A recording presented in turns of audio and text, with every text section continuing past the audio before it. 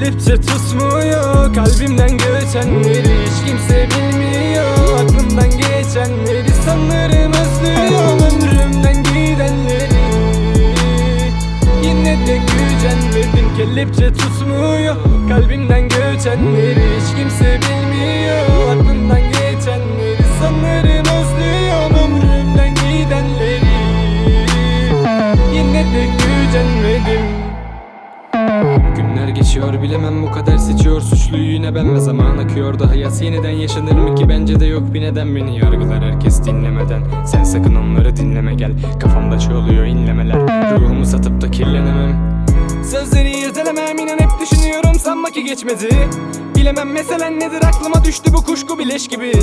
Yürüdüm sana hep yolumun sonu yoksa bir oldum keşbiri.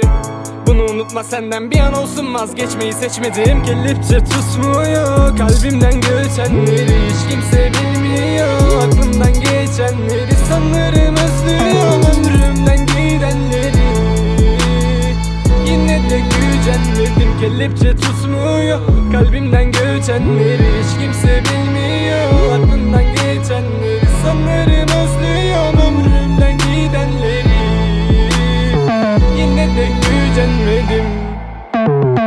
Yürüyorum yine sokaklarda her geliyor soruyorum niye. Geceler kahrediyor bir yolu yok diye kendimi mahvediyorum. Hislerin tarifi yok. Bekleme, arama ve sorma. Mutlu değilim senden sonra. Biliyorsun ama geçer zamanla. Giden değil yanan geride kalanlar. Aşkını 3 kuruşu satanlar gibi olmadın gemide batanlar. Titanik değil ama hep hatırla. Yakıyorsun geri gelip yine bir limanda. Kelepçe tutmuyor kalbimden geçenleri hiç kimse bilmiyor. Aklımdan geçenleri sanırım özlüyorum. Ömrümden gidenleri yine de gücenmedim. Kelepçe tutmuyor kalbimden geçenleri hiç kimse bilmiyor.